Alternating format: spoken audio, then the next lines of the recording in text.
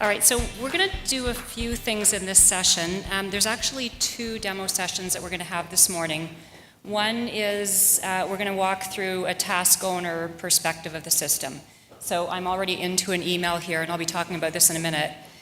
So we're going to go through online proofing, show you some new functionality in that module. We're going to jump into the library and show you some new features in the library and some of the task management parts of the system. And then in the second session, we'll get more into the project management piece. So I'm going to be wearing a few hats through all of these different things that I'm going to be showing you, and I'll just describe which role I'm going into as I'm navigating through all of this. All right, so first thing now, so we're into an email here, and so the first thing that you'll notice is that the email looks a lot nicer than what you're used to in the system, right? There's a lot more formatting in it. It's an HTML version of an email, and there's a lot more configuration options in these emails. So this one is set up where I have my task information up at the top of the page. I'm going to come back to the buttons in a second. I have an image. So this is an approval email. I have a file to be proofed, so I can see an image of the file that I'm going to be proofing. And then down at the bottom of the message, I have my metadata or my custom fields that are associated to the file. So we're trying to give people a lot more information in the emails of what they're being asked to do. And as Stephen said, there are some users who just simply want an interface to come in and proof a file. They don't necessarily need to go to their task list or to that task details page that everybody who uses Blue is familiar with. All they want to do is click the proof file link and go right into their proof, right? So this is going to open up automatically the proofing window. And so I know there's a mix of people in the room. We have some people who've been using Blue for years. We have some on different versions of the product. For anybody that's using Blue, they're probably using this proofing tool, but there's some additional functionality here that I want to walk through. So the first thing that you'll notice is this side panel. So we have our reference documents displayed over here in this side panel, and I can expand it out to make them different. So the idea is you can present all of these reference documents to the person in the proofing window. So now they're not navigating around the system trying to find all of these documents that they need to do their job and proof these files. So it could be a document like we're looking at here. It could be a die line. It could be a copy document, or it could be a 3D document. So if I open up my 3D window, now I can rotate the image around and see what it looks like as a folded image. And then if I wanted to flip this one around and compare the panel, I could zoom in a little bit here and pan down, and now I compare so I can see one's English French. So it gives me a lot more flexibility in what I can present here, and now I'm not searching through and trying to find the things that I'm needing. All right, when I'm done with my reference documents, now I can just close that window up and I can have more room on the page to do my review.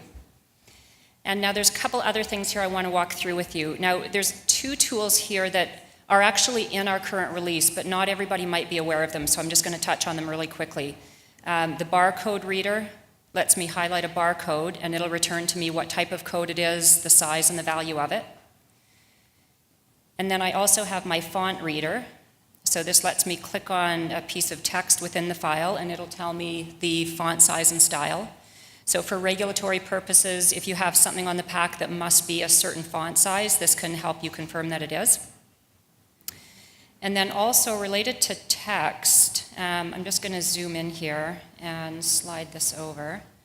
So related to text, we have a couple of new tools now that everybody in the room won't have seen before, or won't be using at least. The highlighting tool lets me actually highlight some text on the image. And then I can say, this needs to change. All right, so I just attach a comment to it, and it's anchored to that highlighted text.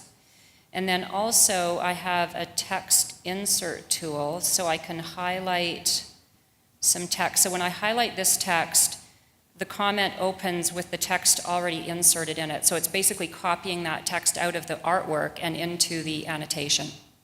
Right, so then I could just make a change here if I needed to convey what needs to change in the instructions. Okay, so a couple new annotation tools there. And then over on the left-hand side of the panel, we see, so this is all what everybody would be seeing today, the little approvals area, the annotations area, the color separations. But if I keep scrolling down, now I can see this checklist. So this is something that we can now present right in the proofing window. So think of this as, if I'm the marketing person, I'm responsible for romance copy, anything related to marketing on the pack. I can create a little checklist here. So the checklist can be different depending on my role. So every user can have a different checklist to confirm basically that they've checked the things in the artwork that need to be checked. And some of you are doing this today with custom fields, but it's outside on the task details page, so you have to jump back and forth to check off the checks. And then down below here, we also have some examples of drop downs and pick lists. So this is basically all of your custom field information that is on the task details page today. So what we're doing here is we're making it easier for you to get to the information that you need to do your proof, so you're not jumping back and forth between the two pages. So if you do have people who just need to come in and proof their file, they now have to click on the link in the email, and they're right into the proofing window, and that's all that they'll see in the system. Now, you will have other users who want to come in and use the task list, so that's what we're going to do next. We're going to come into the task list and log into a site here. So the login page has a little bit different format to it as well here. And one thing I want to point out before we log in is we've got language capability here now. So I could select, I have French and Japanese here. I could select French, and it'll change all of the labels in the site now. So Andre, this feature is for you. All right, so I think we're going to attempt to launch the August release with 5 languages, if I'm not mistaken. I think English, French, Japanese, Spanish, and Portuguese. Thank you. And then these are, this is a feature that can be expanded. So if you have other languages that you want added in, then those can be done with language packs that we'll have. So let's switch back to English so I can read what I'm doing. All right, so when I log into the site, now this user is, again, a marketing person. So there's somebody who has a number of marketing approvals here. Okay, so the print is a little small here, and it's actually even smaller on my screen, so it's a bit hard to read here. But so this is my task list. So everybody, or many of you probably are very familiar with what the task list looks like.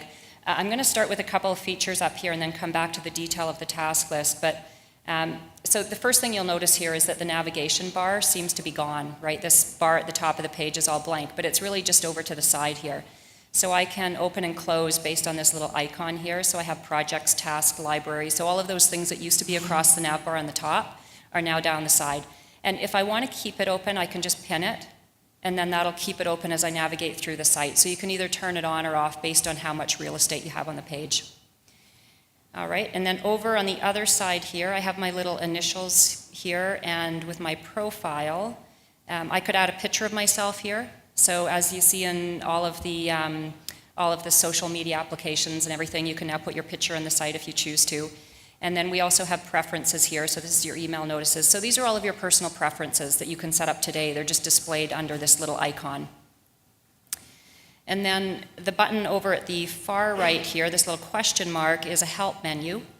So the idea here is that you can expand the help options available to you now. So we will be expanding the standard help options, but this is a lot more configurable. So think of it as a little microsite that's running with Blue.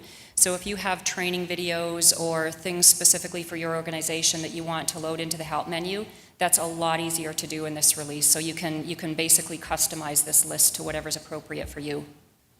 And then this can also be pinned. If you did want to leave the help menu open for some reason, you can do that. So I'll just close that up. All right, so a little bit about the body of this page. So again, it's my task list that I'm starting with. And so we can see the column headings here along the top, and these now include my custom fields.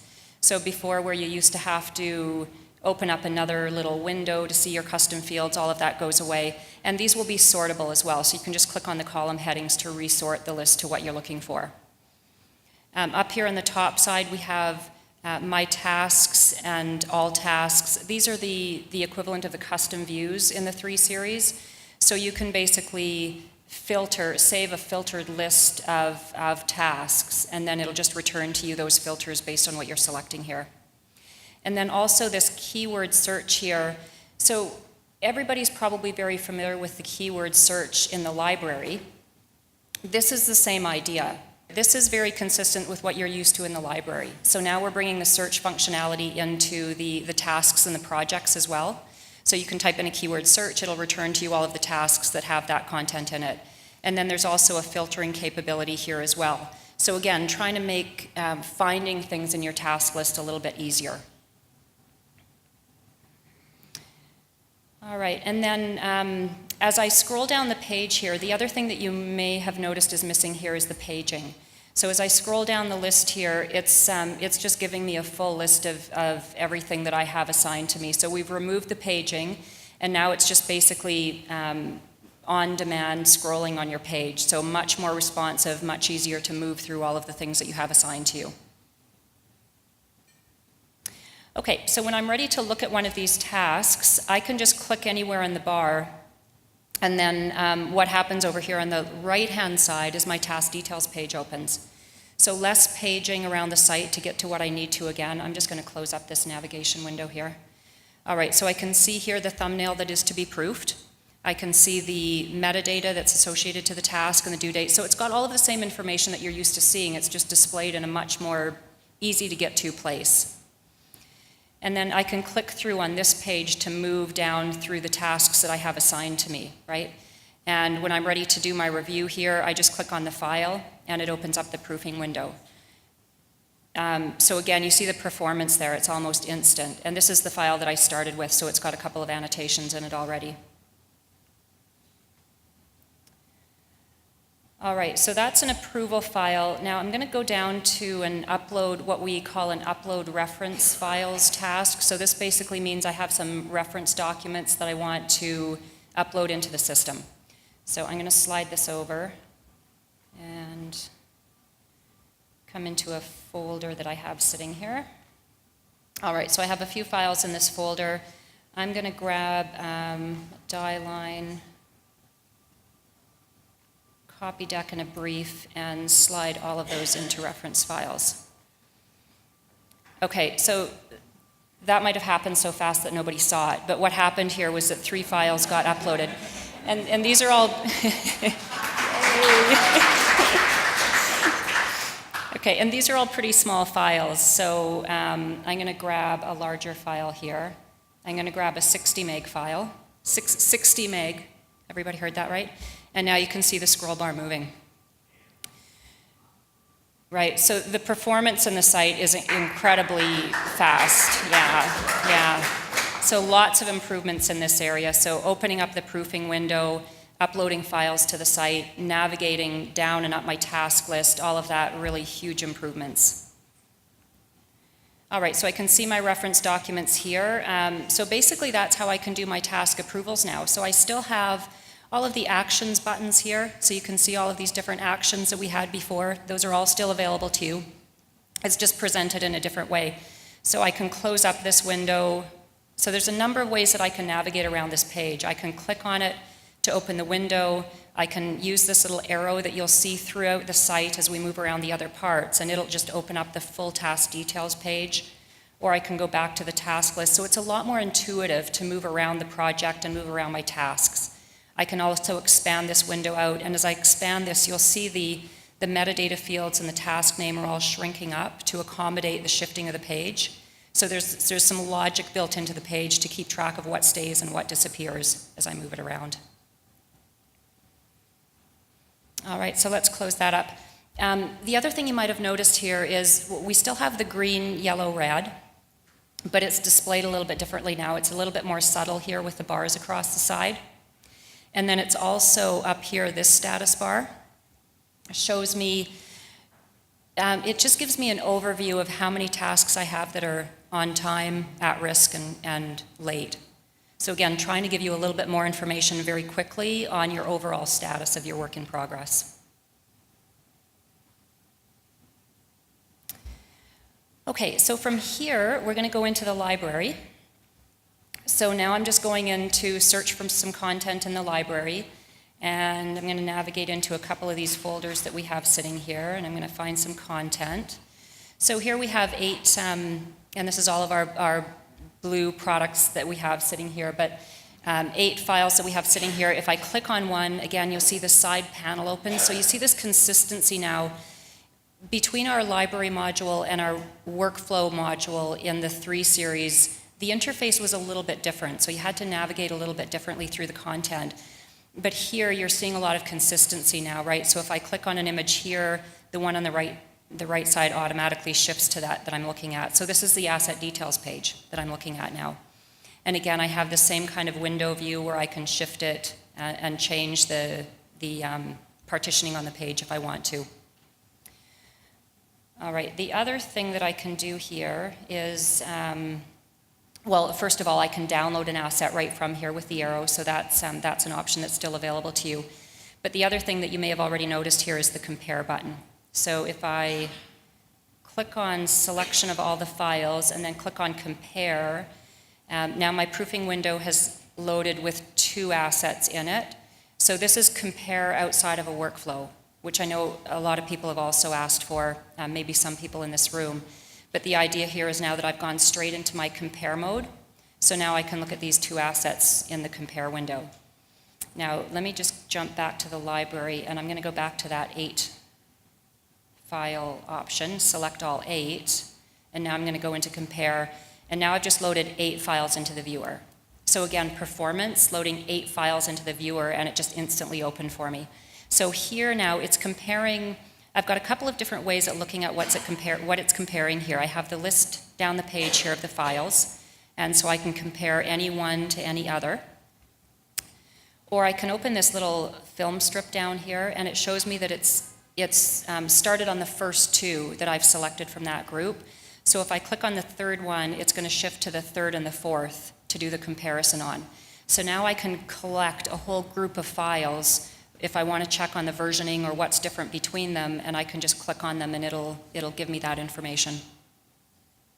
And those 2 are completely different. And I still have all of the different options available to me here. So it's the same functionality as workflow. You just don't have to start it from inside a workflow.